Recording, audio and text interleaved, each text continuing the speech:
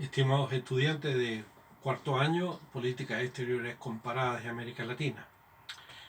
Hoy vamos a trabajar la primera unidad específica sobre país y vamos a comenzar con México. En este abordaje, cuando hablemos de América Latina, nos vamos a referir al continente y no necesariamente al Caribe.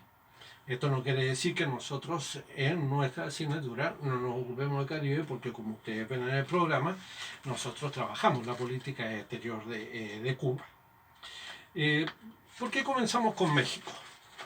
Bueno, por varias razones. En primer lugar, porque el caso de México nos revela muchas experiencias sobre la política exterior latinoamericana en general, por el grado de relación que México tiene con los Estados Unidos.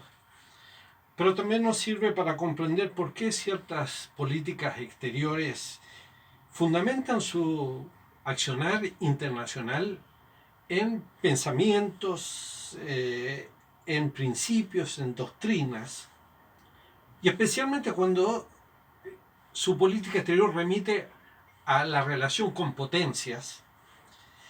Es decir, que hay una fuente de pensamiento, de doctrinas de política internacional que es necesario analizar, descubrir, interpretar su origen, en fin.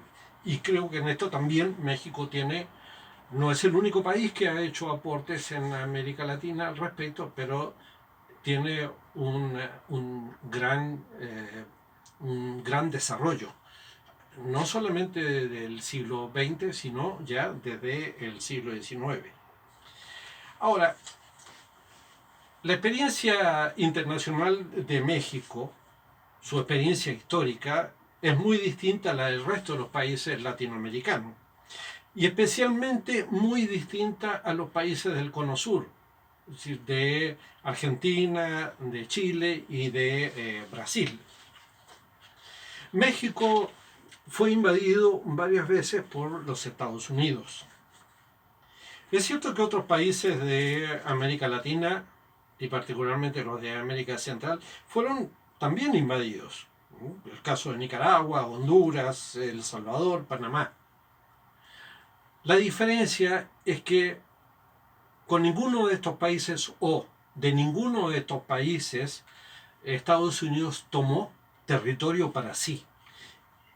Es decir, que ninguno de estos países perdió un territorio que pasó a pertenecer a la soberanía territorial de los Estados Unidos.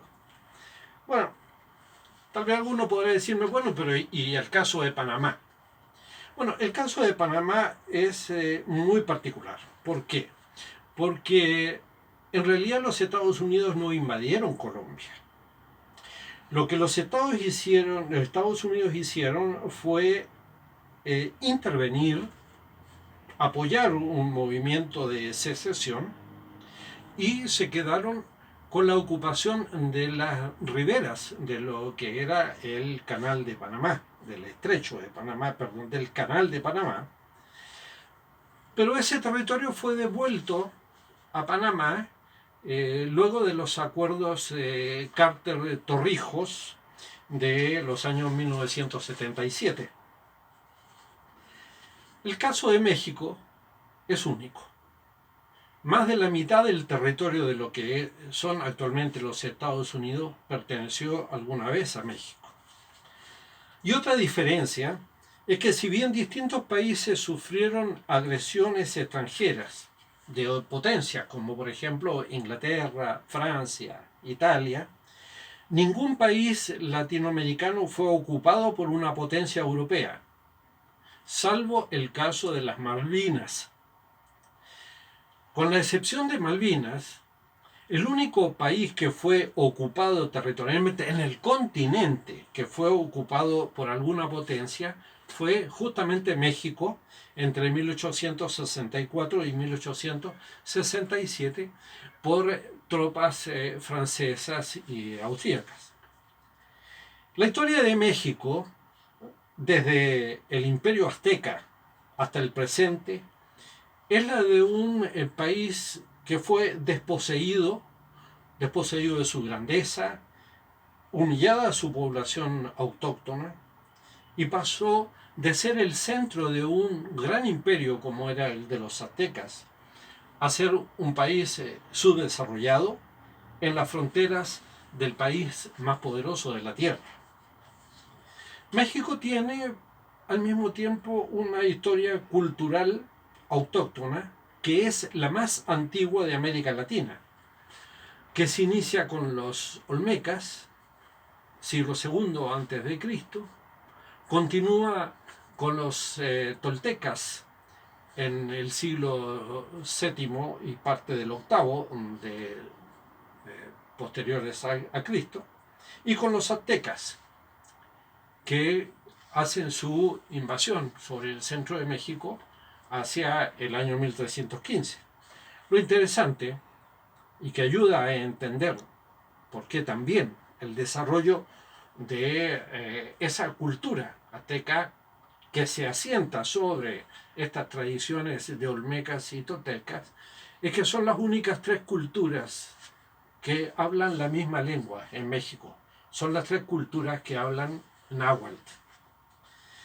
Pero también México, y como consecuencia de su acción y su inserción internacional, de los conflictos con las potencias, pero también de sus propios problemas internos, es un país tremendamente desigual en lo social, desigual en lo económico y desigual políticamente. Los cárteles de la droga, que ya estaban establecidos desde la década de 1960, marcan una característica respecto del resto de los países medianos y grandes de América Latina, porque a partir de la década de los 60, prácticamente todos los gobiernos mexicanos han sido alguna vez, más o menos, pero todos alguna vez han sido vinculados a los cárteles de la droga. Por otro lado, México tiene una tradición de haber sido un país de asilo de los perseguidos políticos desde los españoles, de los republicanos españoles perseguidos por la dictadura de Franco a partir de 1939 y hasta los perseguidos por las dictaduras del Cono Sur en los años 70, perseguidos de Brasil, de Uruguay, fundamentalmente de Argentina y de Chile. Pero al mismo tiempo México ha sido un faro para la cultura hispanoamericana. Cine, literatura, música, pintura han sido históricamente símbolos culturales de toda América hispana. En sus casas editoriales, muchas de ellas fundadas justamente por republicanos españoles, en esas casas editoriales se ha traducido y publicado en español gran parte del conocimiento producido en Europa, desde los textos de la Grecia antigua, los textos de la Roma clásica y los textos modernos y contemporáneos del alemán, del francés y de los anglosajones. Yo diría que no existe América Latina sin México, y con mayor razón no existe América hispana sin la centralidad de México. Y en lo que se refiere específicamente a nuestra preocupación de relaciones internacionales y de política exterior, las doctrinas de política internacional formuladas por el pensamiento mexicano han sido sustento del accionar internacional de muchos países latinoamericanos. Históricamente México ha sido el país de la región con mayores vínculos y relaciones político-diplomáticas con otras regiones del mundo en desarrollo, África, Asia y Medio Oriente. Y junto a Cuba, son la presencia de América hispana y Caribe en el mundo. Pero a diferencia, por la razón justamente de ser México el vecino del país más poderoso del mundo, este país tan grande de nuestra Hispanoamérica se ha caracterizado por ejercer prácticas y principios de poder blando. Y las razones están justamente en sus límites territoriales. No existe la posibilidad de acumulación de poder duro, de poder militar por parte de México para enfrentar hipotéticamente a los Estados Unidos. Y cualquier desarrollo militar, por mínimo que sea de México, es inconmensurablemente grande respecto de sus vecinos del sur, Guatemala y Belice.